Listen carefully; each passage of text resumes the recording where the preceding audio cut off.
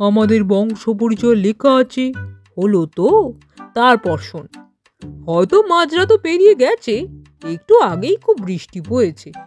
তারার আলোতে খুব সাবধানে গুটিয়ে গুটিয়ে এগোচ্ছেন, এমন সময় কানে এলো বাঘ মনে করে আর একটু হলে ঠাকুরদা পগারের মধ্যে পড়েই যাচ্ছিলেন। এমন সময় চোখে পড়ল পগারের কিনারায় এক হাঁটু চটচটে কাদায় ডুবে একটা হাড় জিরজিরে গরু কাতর চোখে ওর দিকে তাকিয়ে আছে। ঠাকুরদার মনটা ছিল বড়ই দয়ালু, শরীরেও ছিল অসুরের মতো শক্তি। কাজকর্ম তো কিছু করতেন না, কাজেই সেই শক্তির একটুও খরচ হয়নি। এবার এক নিমেষের মধ্যে মালকোচা মেরে হাতের চেটোয় দুপোষ থুতো মেখে নিয়ে গরুর পিছন দিকে এমনি এক ঠেলা মারলেন যে চুপ করে একটা শব্দ করে গরুটা কাদা থেকে ছিটকে উঠে রাস্তার মাঝখানে পড়ল। নমস্কার, আমাদের ইউটিউব চ্যানেল গালভরা গপ্পে আপনাদের সকলকে স্বাগত। বাংলা সাহিত্যের বিভিন্ন সময় সাহিত্যিকদের রচনা দিয়ে সাজানো আমাদের এই চ্যানেল। সোম থেকে শনি এই চ্যানেলে আপনারা শুনছেন আমাদের সিরিজ রাত যখন নয় গপ্প শুরু হয়। এই সপ্তাহে সোম থেকে শনি আপনার জন্য থাকবে শুধুমাত্র হাসির গল্প।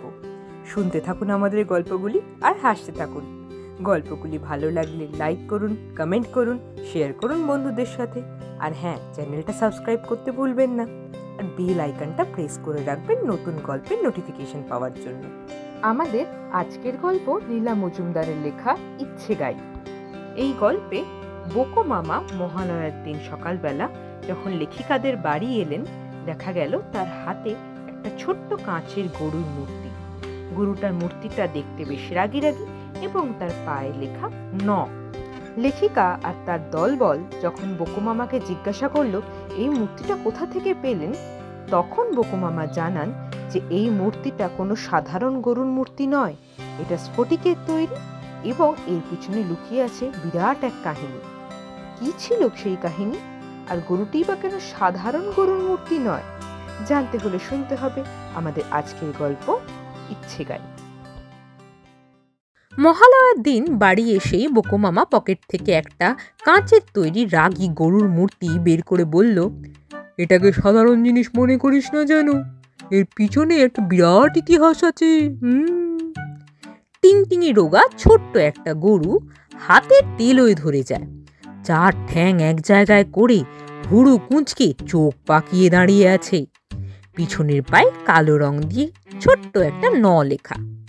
আমরা বললাম, ও মা, এমন সুন্দর কাঁচের গরু কোথায় পেলে বোকো মামা? বোকো মামা যেন আকাশ থেকে পড়ল, দু চোখ কপালে তুলে বলল, কাঁচ?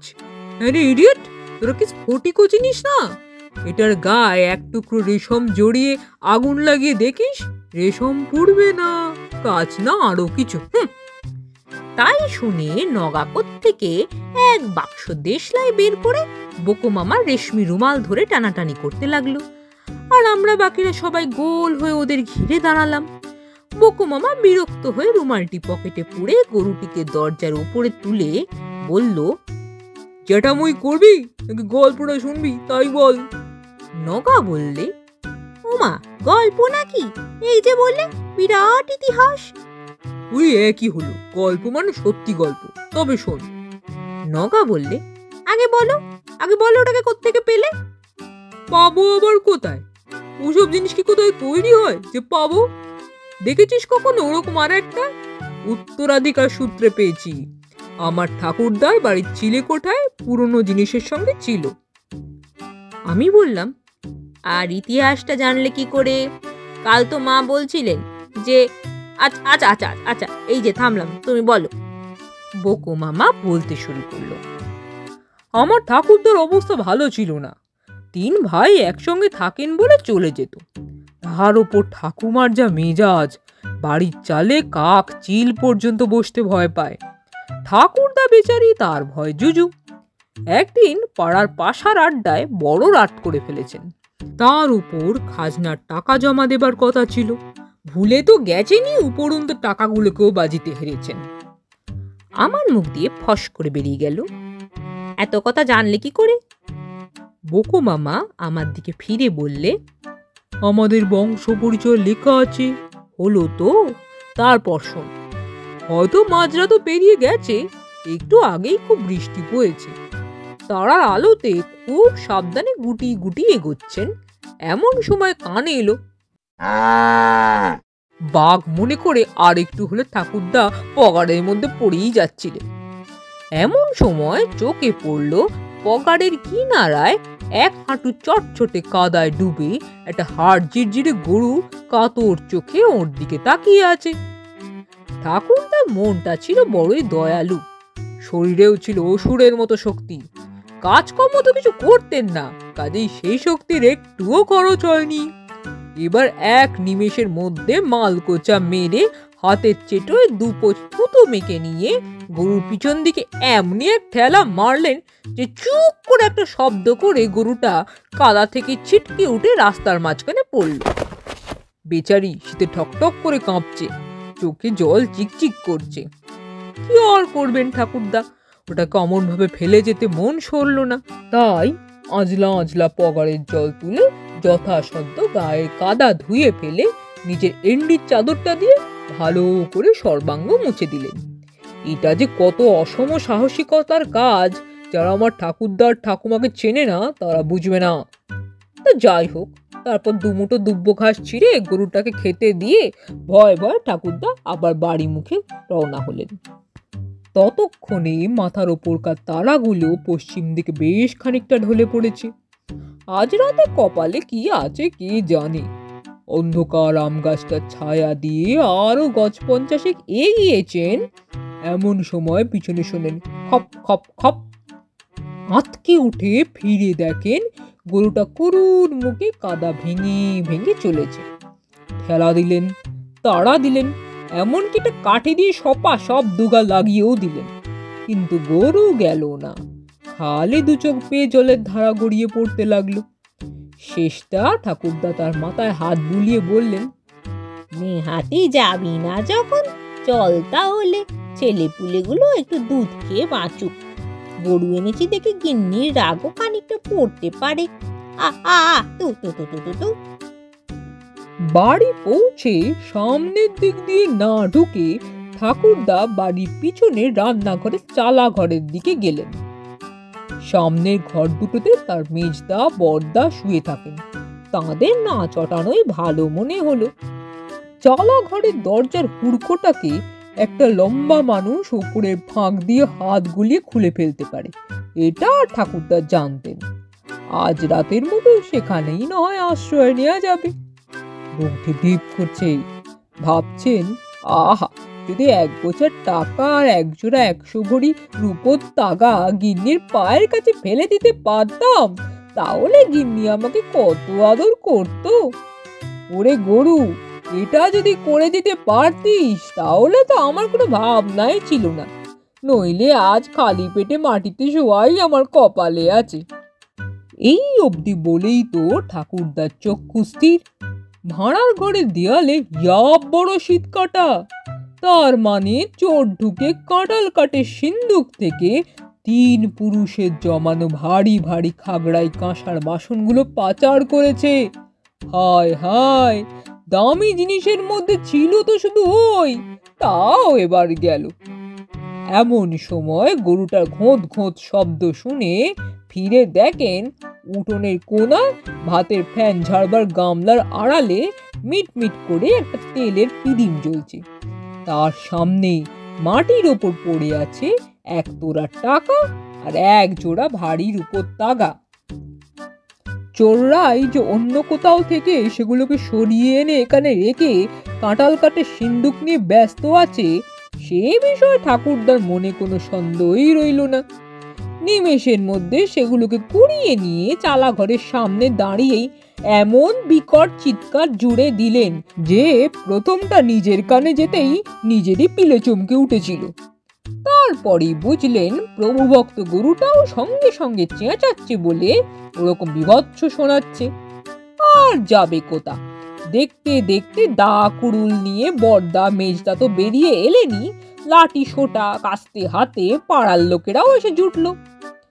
তারই ফাঁকে তেল মাখা রোগা রোগা 3টে লোক পাই পাই ছুট লাগালো। দু একজন ধরতে চেষ্টা করলো বটে, কিন্তু চোরেদের তেল চুকচুকে গা হাতের মধ্যে দিয়ে সুরুত করে পিছলে বেরিয়ে গেল।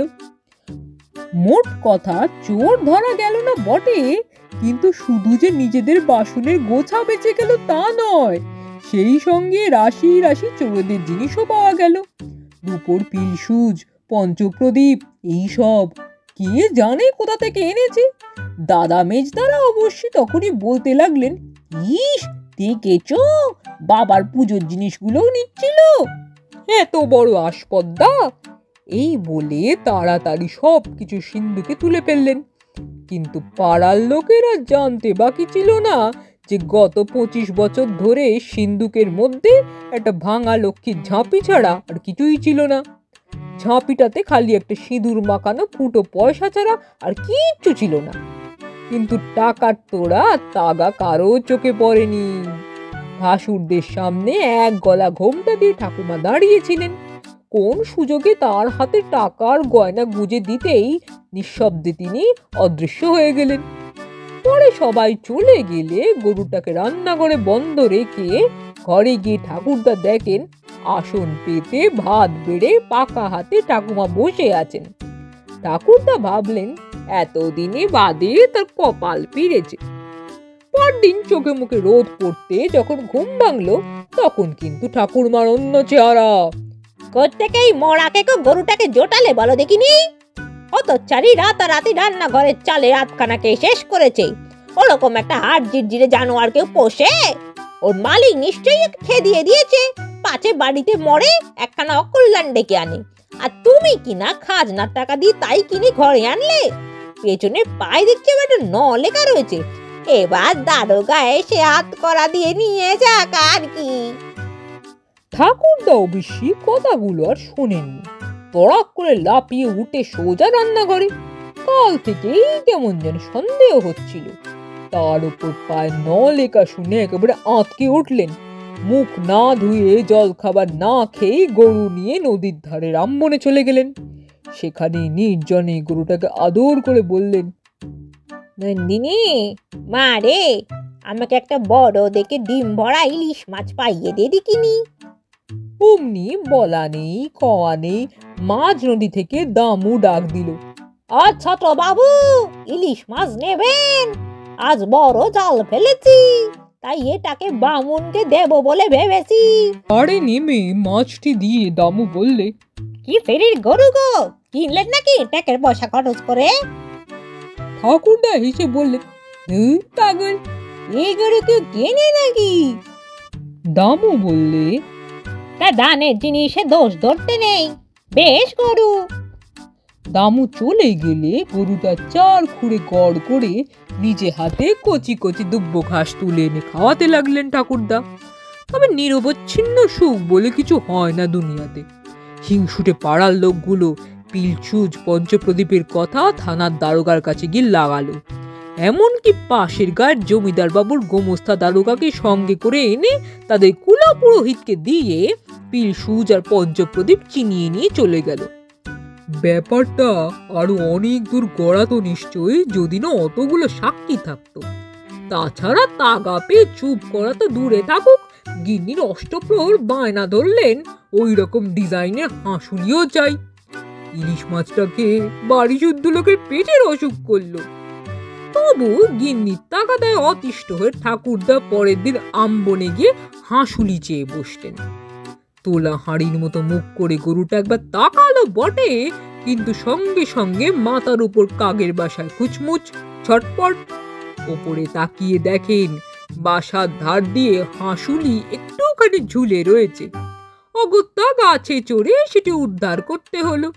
নামতে গিয়ে ডাল শুদ্ধ ভেঙে পড়ে ডান হাতের কবজিটা গেল মোটকে, সর্বাঙ্গে ব্যথা। ট্যাকের মধ্যে হাঁসুলি আর বাঁ হাতে গরুর দড়ি নিয়ে ঘোড়াতে ঘোড়াতে বাড়ি আসবার সময় ঠাকুরদা ভাবলেন, সাদে কি আর নন্দিনীটাকে স্বর্গ থেকে তাড়িয়েছে? ইচ্ছে পূরণ করে বটে মা, কিন্তু সঙ্গে একটা লেজুর জোরে কেন, সে যে বড় বালাই।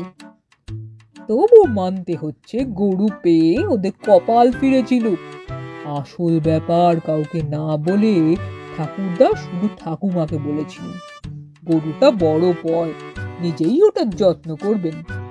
ঠাকুরদা গরুর নাওয়া খাওয়া দেখতে লাগলেন, কিন্তু যে হাড় জিরজিরে সেই হাড় জিরজিরেই রইল, অথচ বক রাক্ষসের মতো খিদে, যা দেয়া যায় চিবিয়ে গিলে বসে থাকে। বালিশ, বিছানা, শীতের কাপড়, কোনো বাজ বিচার নেই। ঠাকুরদা অবশ্যই আবার সবই নতুন করে চেয়ে নেয়, কিন্তু সঙ্গে থাকে একটা করে লেজ। নতুন বিছানা এলো শিষ্য বাড়ি থেকে, কিন্তু বালিশে একটা কাঁটা ছিল, সেটা বড়দার মাথায় ফুটে যায় যায় অবস্থা। নতুন ব্যাপার পাওয়া গেল লটারি জিতে, কিন্তু হিংসা করে ফটিকবাবু দুই বাড়ির মাঝখানে বেড়ার দরমাটা বন্ধ করে দিলেন। এখন হাটে যেতে হয় সদর ঘুরে, ফটিকবাবুর সঙ্গে মুখ দেখা দেখি বন্ধ। তারপর বড় মেয়ের ভালো বিয়ে ঠিক করে দিল গরুটা। আজকাল আর পয়সা করি ভাবনা নেই, ধুমধাম করে বিয়ে হয়ে গেল। গাঁ শুদ্ধ সবাই ধন্য ধন্য করলো, খাসা বর, ভালো ঘর। খোশ মেজাজে ঠাকুরদা তার নিজের বিয়েতে যৌতুক পাওয়া সোনারপুরের খামারটি জামাইকে দান করে দিলেন। এই খামার কিনবার জন্য ওই ফটিকবাবুই কি কম ধরাধরি করেছে? তার মুখের ওপর বলে দিয়েছিলেন ঠাকুরদা যে বিলিয়ে দেবেন, তবু ওকে দেবেন না।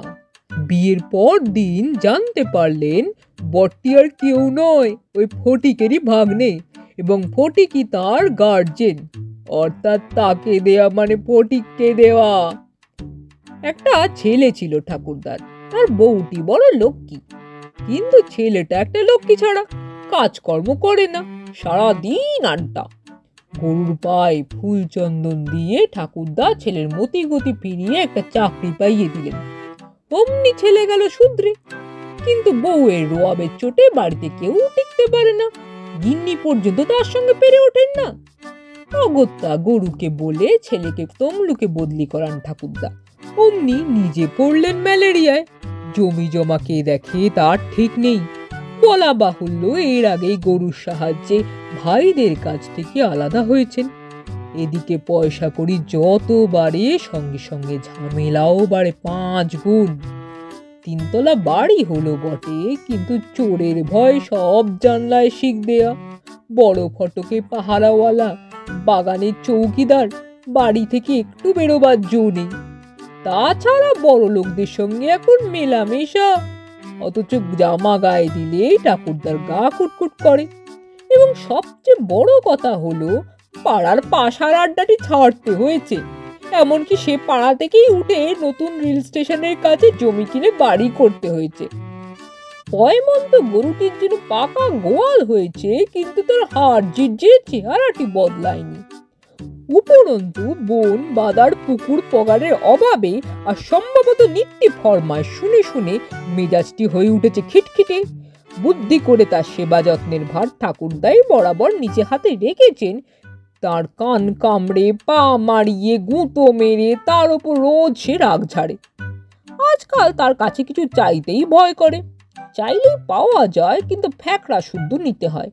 এমনকি মাঝে মাঝে ঠাকুরদার মনে হয় গরুটাকে তার আদি বাসস্থান অর্থাৎ স্বর্গে পাঠাবার কোনো ব্যবস্থা করা যায় না, মানে জ্যান্ত অবস্থায়। তাই বলে তো যাজ্ঞে সে কথা। এত দুঃখের উপর ফটিকবাবুকে বেয়াই বলে ডাকতে হচ্ছে, তাকে চা জল খাবার দিতে হচ্ছে। গিন্নির কাছে তার বেজায় খাতির, এ বাড়ির সব ব্যবস্থা একরকম তার কথা মতোই হয়। একদিন সন্ধেবেলায় পাশার আড্ডার বন্ধুদের জন্য আর সেখানকার ধামা ভরা গরম মুড়ির সঙ্গে তেলে ভাজার জন্য প্রাণটা যখন আপ্পাক করছে, ঠিক সেই সময় হতভাগ্য ফটিক এসে বললে, সুখবর আছে বেয়াই, এককালে নিজেই কত পঞ্চায়েতের তাড়া খেয়েছো, কিন্তু এখন তোমার মতো একজন গণ্যমান্য লোক গ্রামের পঞ্চায়েতে না বসলে কি ভালো দেখায়? তাই সেই ব্যবস্থাই করে এলাম, কি বলেন বেয়ান? অমনি ঠাকুরমাও একগাল হেসে বললেন, বাহ, বেশ হয়েছে। সারাটা সন্ধে বাবু ওখানে আটকা থাকবেন তো? এই সুযোগে ওকে দিয়ে গ্রামের তাস পাশার আড্ডাগুলো তুলিয়ে দিতে হবে। এই অবধি শুনে ঠাকুরদা শটাং গোয়াল ঘরে গিয়ে নন্দিনী কান মোলের লেজ মুছড়ে বললেন, আর তো সহ্য হয় না মা, এক্ষুনি তুই ফটিকের তাই শুনে রেগে মেগে যেই না গরুটা অ্যাটাক করবার জন্য চার পা এক জায়গায় জড়ো করেছে, ঠিক সেই মুহূর্তে হুশ করে নন্দিনী ডিসঅ্যাপিয়ার্ড। তার বদলে ঠাকুরদা দেখেন হাতের মুঠোর মধ্যে অবিকল সেই গরু, মায়ের পেছনে ন লেখাটা শুদ্ধ। এনে বিশ্বাস না হয় তো দেখতে পারিস। গল্প শেষ করে বকু মামা রেশমি রুমাল দিয়ে মুখ ঝাড়তে লাগলেন। গরু হাতে নিয়ে নগা বললেন, তা গরুর অত রাগ কিসে শুনি? বকু মামা হাসলো, কি আশ্চর্য, রাগ হবে না? ঠাকুরদা চাইলেন গরুটা ফটিক বাবুর হোক, ওই তাকেও খুব জ্বালাক। আর নন্দিনী বুঝলো তাকে স্ফটিকের তৈরি হতে হবে, কচি কচি দুব্ব ঘাস খাওয়া ঘুচবে, রাগ হবে না? বলিস কি? ঠিক সেই সময় ছোট মাসি ছুটে এসে নগার হাত থেকে গরু ছিনিয়ে গালে ঠাস ঠাস করে গোটা দুই চর কষিয়ে বললে, ফের আমার জিনিসে হাত দিয়েছিস তো দেখবি কি মজা। কতকালের গরু ঠাকুমা নিজে হাতে আমাকে দিয়েছিলেন। কলেজ স্ট্রিট থেকে কত কষ্ট করে আমার নাম নন্দিনী ন লেখালু, আর সেই গরুকে কিনা হতচ্ছাড়া এক্ষুনি হাত থেকে ফেলে নয় ছয় করে দেবে। নন্দিনীর ন শুনে আমরা সবাই থ। ওদিকে চর খেয়ে ভ্যাঁ করে কেঁদে ফেলে নগা বললে, চাই না তোমার পচা গরু, যাক ভেঙে টুকরো টুকরো হয়ে যাক, আমি খুব খুশি হই। এই না বলে ছোট মাসির হাতের গরুকে যেই না সামান্য একটু ঠেলে দিয়েছে, অমনি হাত ফসকে শানের মেঝেতে পড়ে গরু খান খান, আর নগার পিঠেও বেদম জোরে গুম গুম।